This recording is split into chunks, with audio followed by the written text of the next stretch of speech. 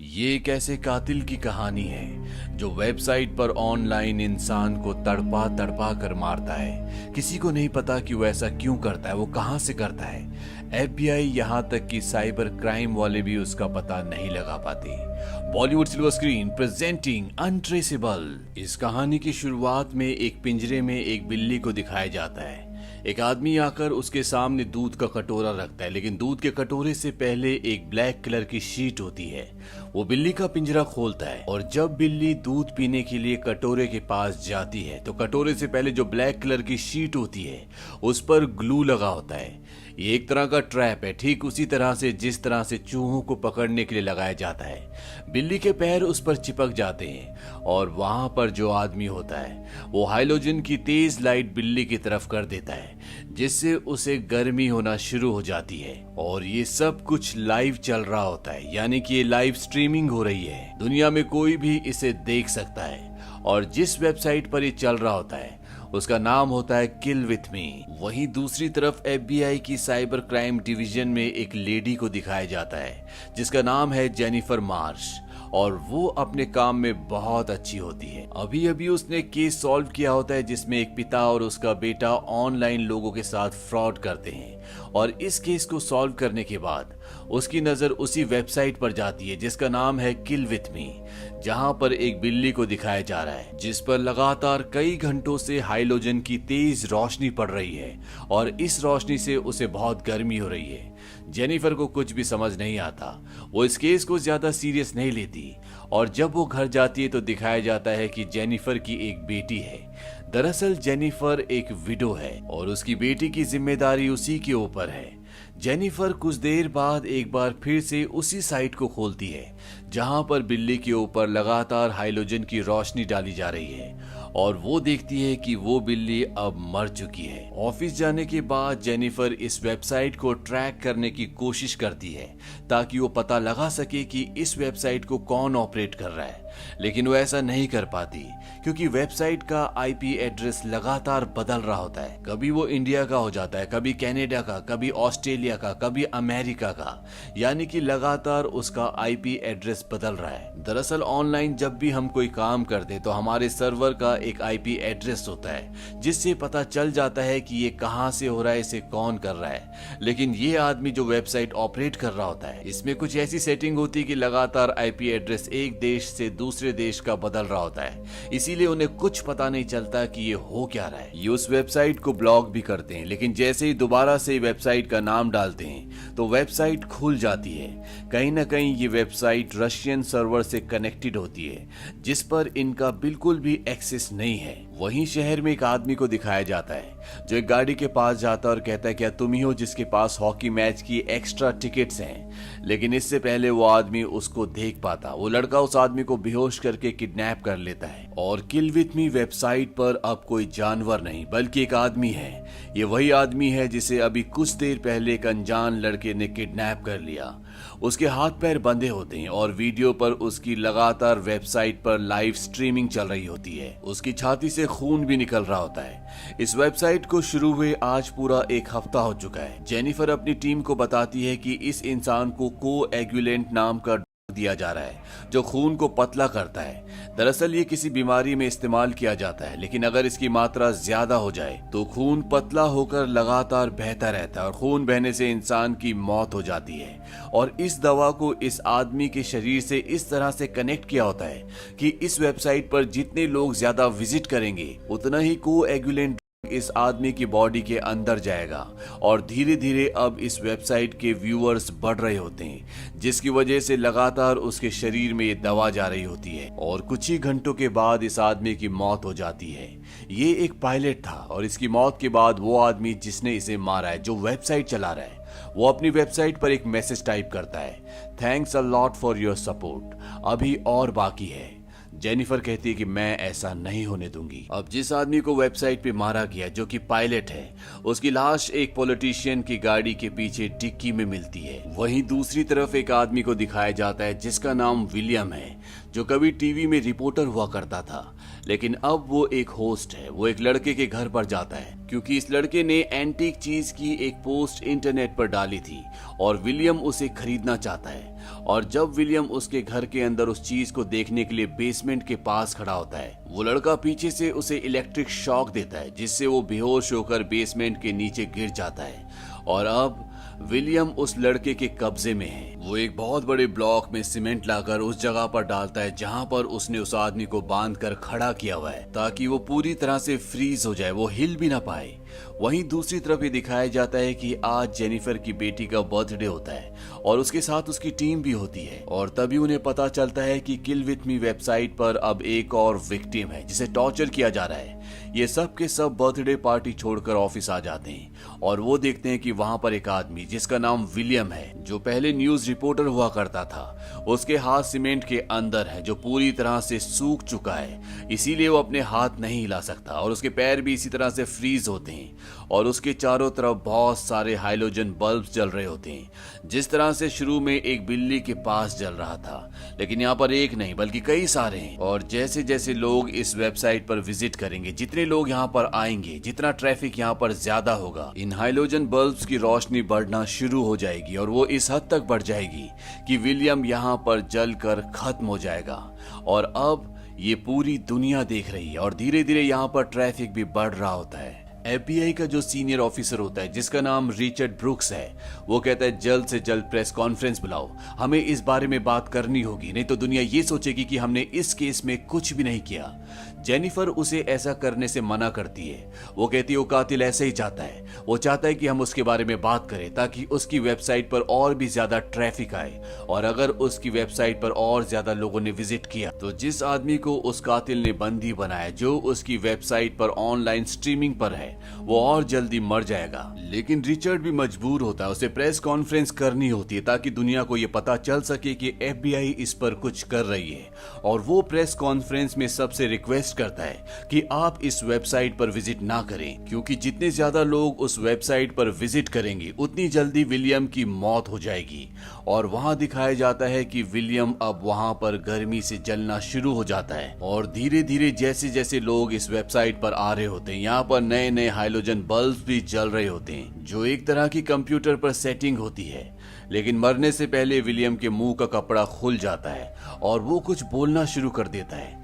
FBI की team यहाँ पर सब कुछ देख रही होती है और उन्हीं की टीम में एक आदमी होता है जो लिप्स रीड कर लेता है और वो कहता है कि ये कोई एड्रेस बता रहा है और एड्रेस होता है 8808 न्यूबेरी। ये वही एड्रेस है जहाँ पर इस कातिल ने विलियम को एंटीक चीज खरीदने के लिए बुलाया था। और FBI की टीम वहां पर पहुंच जाती है और जब वो घर के अंदर जाती है तो यहाँ पर FBI की टीम को कोई भी नहीं मिलता, लेकिन टेबल पर एक लैपटॉप होता है जिस पर वही न्यूज चल रही होती है जिसमें रिचर्ड पूरी दुनिया से रिक्वेस्ट कर रहा होता है कि वो किल विथ मी वेबसाइट पर विजिट ना करें। लेकिन ये दुनिया बहुत क्रूर है, जिस चीज के लिए मना किया जाता है उसी चीज को ज्यादा किया जाता है और इसी वजह से विलियम की मौत हो चुकी होती है। जेनिफर कहती है कि हो ना हो वो कातिल यहीं पर था और अब वो यहाँ से भाग चुका है। बाद में पता चलता है कि ये घर, जिस घर को उस कातिल ने इस्तेमाल किया था, ये किसी बूढ़े आदमी का है जो साउथ कोरिया रहता है और कभी कभी यहाँ पर आता है। यानी कि इस घर से भी उन्हें कोई सबूत नहीं मिल सकता। इस केस का FBI के लिए सबसे बड़ा सवाल ये होता है कि वो लड़का सबको क्यों मार रहा है और क्यों वो लाइव स्ट्रीमिंग में सबको मारता है, इसके पीछे वजह क्या है। क्योंकि FBI को वजह जानना बहुत जरूरी है, क्योंकि अगर उन्हें वजह पता चल गई तो हो सकता है कि वो उस कातिल को भी पकड़ सके। लेकिन फिलहाल उनके पास कोई वजह नहीं होती। लेकिन इनके पास अब एक लैपटॉप है।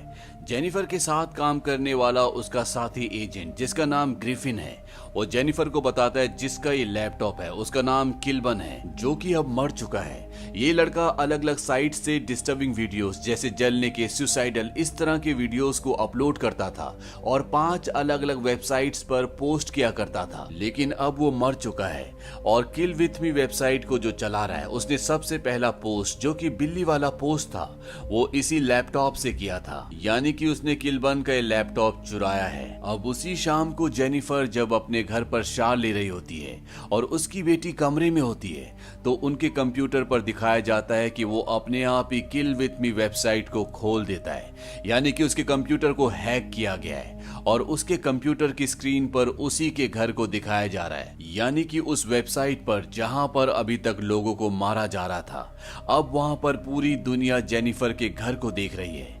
जेनिफर की बेटी भी ये देखती है और वो अपनी मॉम को बताने की कोशिश करती है। उसकी मॉम को कुछ समझ नहीं आता और जेनिफर की बेटी बाहर चली जाती है और जब जेनिफर शार लेकर बाहर आती है तो उसे उसके साथी ग्रिफिन का कॉल आता है और वो उसे सारी सिचुएशन बताता है। जेनिफर अपने कंप्यूटर की स्क्रीन पर देखती है, वहां पर उसका घर दिखाया जा रहा होता है और उसकी बेटी भी वहीं पर खड़ी होती है। वो अपनी गन लेकर भागते हुए बाहर जाती है और अपनी मॉम को अपनी बेटी को अंदर ले जाने के लिए कहती है। वो देखती है कि उसके घर के बाहर एक गाड़ी खड़ी होती है जिसकी छत पर एक कैमरा लगा होता है। वो उस कैमरे को वहां से हटा देती है।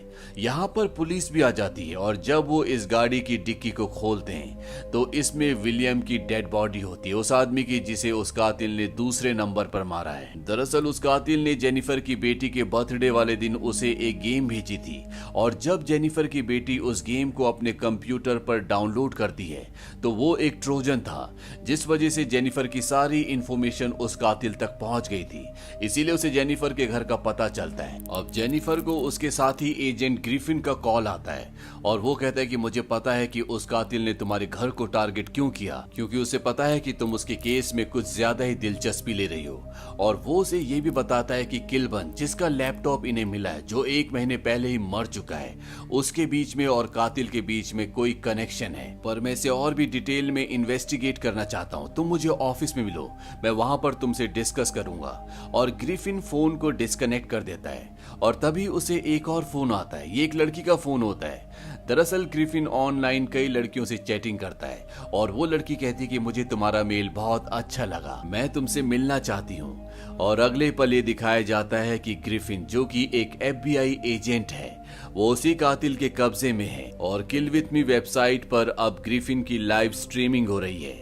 दरअसल ग्रिफिन को जो कॉल आया था वो इसी कातिल ने किया था। उसने कंप्यूटर में वॉइस चेंजर के जरिए अपनी आवाज को लड़की की आवाज में बदलकर ग्रिफिन को अपने जाल में फंसाया और उसे इस जगह बुलाकर अब बंदी बना लिया और पूरी दुनिया अब ग्रिफिन को लाइव देख रही है। और जब जेनिफर और FBI की टीम ये देखती है तो पूरी तरह से हैरान हो जाती है, क्योंकि उन्हीं के साथ काम करने वाला ग्रिफिन अब उस कातिल का शिकार है। ग्रिफिन को पानी के टैंक के अंदर डाला होता है और उसके ऊपर एक बॉक्स होता है जिसमें सल्फ्यूरिक एसिड होता है और जैसे जैसे लोग इस वेबसाइट पर विजिट करेंगे धीरे धीरे सल्फ्यूरिक एसिड पानी में गिरना शुरू हो जाएगा और वो एक तेजाब का रूप धारण कर लेगा जिससे ग्रिफिन की पूरी बॉडी गल जाएगी, वो मर जाएगा। और अब जब किल विथ मी वेबसाइट पर एक और कत्ल होने जा रहा है तो लोग यहाँ पर दोबारा से आना शुरू करते हैं। यहाँ पर ट्रैफिक बढ़ना शुरू हो जाता है और सल्फ्यूरिक एसिड पानी में लगातार गिर रहा होता है जिससे ग्रिफिन की बॉडी जलना शुरू हो जाती है।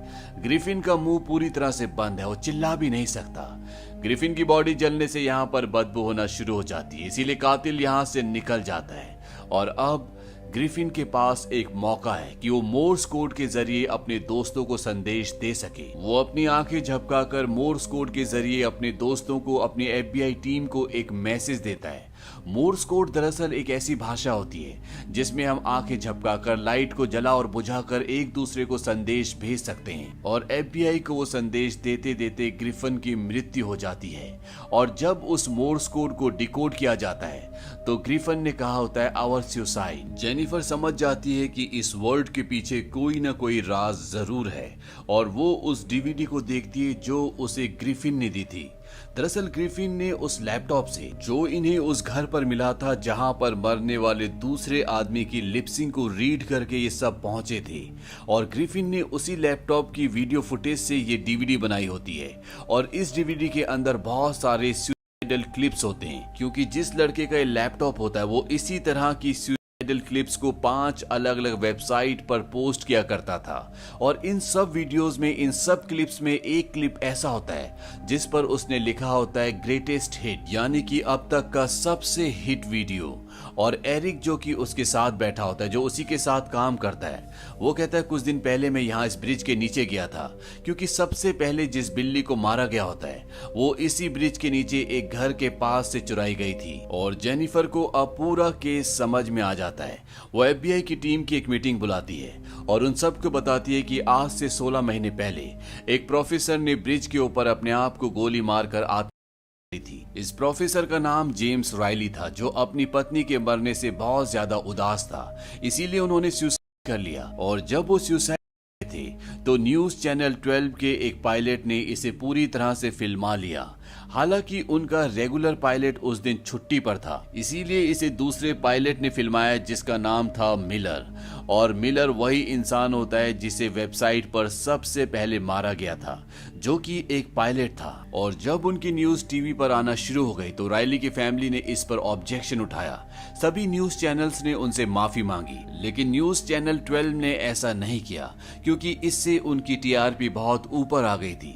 और उन्होंने उसी स्थल पर जहां पर रायली ने हत्या की थी अपने एक रिपोर्टर को भेजा, जिसका नाम था विलियम। विलियम ने वहां के कई लोकल लोगों से इस साइट के बारे में सवाल जवाब किए और चैनल 12 ने एक बार फिर से इस पूरे वीडियो को रायली के सुसाइड क्लिप के साथ दोबारा से टीवी पर टेलीकास्ट किया। और जब इसे टेलीकास्ट किया गया तो किल्बन ने इसको रिकॉर्ड कर लिया। और जैसा कि वो इस तरह के वीडियोस को 5 अलग अलग वेबसाइट्स पर पोस्ट किया करता था, उसने इस सुसाइडल केस को, इस क्लिप को भी अलग अलग जगह पर पोस्ट कर दिया। और पोस्ट होने के बाद ये वीडियो पूरी तरह से वायरल हो गया। लगभग 50 लाख लोग इस बारे में, इस सुसाइड के बारे में बात कर रहे थे। लोग अजीब अजीब से कमेंट्स कर रहे थे, लोग मजाक भी उड़ा रहे थे। रायली का एक बेटा है जिसका नाम है ओवन। वो बहुत ही ब्रिलियंट है, जो इलेक्ट्रॉनिक्स, मैकेनिक्स और कंप्यूटर में ब्रिलियंट है, बहुत होनहार है। लेकिन वो अपने अकेलेपन से डिस्टर्ब था और जब उसके पिता ने कर ली तो उसे दिमागी यानी साइकाइट्रिक हॉस्पिटल में एडमिट करना पड़ा। लेकिन आज से 6 महीने पहले वो छूट गया। तो अब हमें पता है कि ये सब कौन कर रहा है। दरअसल रायली की मौत के बाद रायली के बेटे ओवन ने ये सब कुछ किया होता है। उसने दुनिया के सामने सबसे पहले उस पायलट को मारा जिसने उसके पिता की सुसाइड को रिकॉर्ड किया था। उसके बाद उस रिपोर्टर को जिसने इस पूरे सीन को कवर किया था। और इसके बाद उसने ग्रिफन को, जो कि एफबीआई का एजेंट है, पूरी दुनिया के सामने मारा, क्योंकि उसे कहीं ना कहीं ये शक हो गया था कि जो भी ये मर्डर कर रहा है वो रायली का बेटा ओवन है। और इन तीनों के कत्ल से पहले उसने उस लड़के को मारा था जिसने उसके पिता के सुसाइडल वीडियो को 5 अलग अलग वेबसाइट्स पर पोस्ट किया था, जिसका नाम किल्बन है। और किल्बन के ही कंप्यूटर से उसने बिल्ली का जो सबसे पहला वीडियो वायरल हुआ था उसे पोस्ट किया था। जेनिफर बताती है कि किल विथ मी वेबसाइट का जो लोगो है वो ओवन के पिता का एक्सरे है और उसके ऊपर जो नंबर लिखा हुआ है वो उसके पिता के मरने की तारीख है। और अब ओवेन अपने पिता के घर पर अकेला रहता है। और ये सब कुछ जानने के बाद एफबीआई वहां पर पहुंच जाती है। वहां पर उन्हें ग्रिफिन की डेड बॉडी मिलती है, लेकिन ओवेल वहां से भाग गया होता है। इसके बाद ओवेल की फोटो को हर न्यूज चैनल पर टेलीकास्ट कर दिया जाता है ताकि उसे पकड़ा जा सके, लेकिन अभी तक उसका कुछ पता नहीं चलता। और रात को जेनिफर जब अपनी गाड़ी से घर जा रही होती है तो चारों तरफ बारिश होती है और तभी जेनिफर की गाड़ी अपने आप ही कंट्रोल होना शुरू हो जाती है। उसकी गाड़ी का रेडियो बंद हो जाता है, फ्रंट लाइट्स बंद हो जाती है और वो स्टीयरिंग भी कंट्रोल नहीं कर पा रही होती। दरअसल ये गाड़ी पूरी कंप्यूटराइज्ड है और इसे ओवन ने हैक कर लिया है। और तभी ब्रिज पर उसकी गाड़ी रुक जाती है और रेडियो से ओवन की आवाज आती है। वो कहता है कि सामने देखो जेनिफर, इसी ब्रिज से कूदकर मेरे पिता ने जान दी थी। कुछ ऐसी वेबसाइट्स थी जिन्होंने उन्हें गिरते हुए स्लो मोशन में दिखाया, क्योंकि ऐसे देखने में ज्यादा मजा आता है। और एक जगह कमेंट में लिखा था, वाह, इसके अलावा कुछ भी नहीं, तुम सब ये कंट्रोल कर सकते थे, तुम लोगों को ऐसा करने क्यों देते हो। वो उसे ऐसा इसलिए कहता है क्योंकि वो एफबीआई के साइबर क्राइम डिपार्टमेंट में काम करती है। जेनिफर कहती है कि मुझे माफ कर दो, लेकिन वहां से कोई भी जवाब नहीं आता। जेनिफर अपनी गाड़ी का शीशा तोड़कर वहां से निकल जाती है और मदद के लिए फोन करती है। दरअसल उसका मोबाइल फोन भी नहीं चल रहा होता, उसे भी उसने हैक कर लिया होता है। और तभी उसकी गाड़ी की लाइट्स जल जाती है। वो गाड़ी के पास आती है और गाड़ी में बैठकर यहाँ से निकलना चाहती है क्योंकि उसे यहाँ से निकलना होगा। और जब वो गाड़ी स्टार्ट कर ही रही होती है कि वो गाड़ी के शीशे में देखती है कि पीछे कोई है। पीछे ओवेन बैठा होता है। वो उसे इलेक्ट्रिक शॉक देकर बेहोश कर देता है और जब उसे होश आता है तो ओवेन ने उसके पैरों को एक वायर से बांधकर उसे उल्टा लटकाया होता है और उसके नीचे ओवेन एक मशीन चला देता है जिससे किसी भी चीज को काटा जा सकता है और किल विथ मी वेबसाइट एक बार फिर से ऑन हो जाती है और जैसे जैसे इसमें व्यूअर्स बढ़ेंगे वो धीरे धीरे नीचे आना शुरू हो जाएगी और इस तरह से उसकी मृत्यु हो जाएगी। यहाँ पर FBI की भी पूरी टीम देख रही होती है लेकिन किसी को कुछ नहीं पता कि वो इसमें उसकी कैसे मदद कर सकती है। यहाँ पर एक एजेंट होता है जो जेनिफर का बहुत खास दोस्त है जिसका नाम एरिक है। वो पहचान जाता है कि ये बेसमेंट जहाँ पर जेनिफर को बंदी बनाया है ये उसी के घर का बेसमेंट है और वो जेनिफर को बचाने के लिए उस तक पहुंचने की कोशिश करता है लेकिन रास्ता इतना लंबा है कि उससे पहले ही जेनिफर मर जाएगी क्योंकि आज वेबसाइट पर ट्रैफिक बहुत ज्यादा होता है। इस भयानक मंजर को पूरी दुनिया देख रही है। अब जेनिफर अपने आप को आगे पीछे हिलाना शुरू करती है और आगे पीछे होते होते वो एक पोल को पकड़ लेती है और जब ओवेन उसे छुड़ाने के लिए आता है तो वहां पर एक गैस का पाइप होता है जिस पाइप को निकाल देती है और इसके अंदर से गैस निकलती है। ओवेन के मुंह पर उसकी आंखों पर गिरती है जिससे उसे बहुत जलन होती है और इतने में जेनिफर अपनी उस वायर को जिससे उसके पैर बंधे हुए हैं उसे पूरी तरह से ढीला करके नीचे गिर जाती है। वो अपने पैर खोल के ओवेन के पास जाती है, उसे बहुत बुरी तरह से मारती है।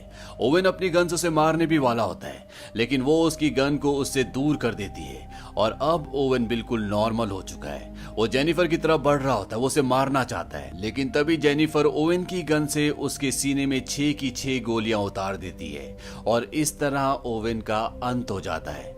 और अंत में ये दिखाया जाता है कि उसी कैमरे पर जिस कैमरे पर पूरी दुनिया वेबसाइट पर ये सब कुछ देख रही है जेनिफर अपना FBI का बैज दिखाती है और पूरी दुनिया को पता चल जाता है कि कातिल को FBI ने मार दिया। और इसी के साथ ये फिल्म, ये कहानी यहीं पर खत्म हो जाती है। ये फिल्म सन 2008 में रिलीज हुई थी। IMDb पर इसकी रेटिंग है 6.2। इस फिल्म का बजट था $35 मिलियन और बॉक्स ऑफिस पर इसने कमाई की थी $53 मिलियन की। उम्मीद करते हैं कि ये कहानी आपको पसंद आई होगी।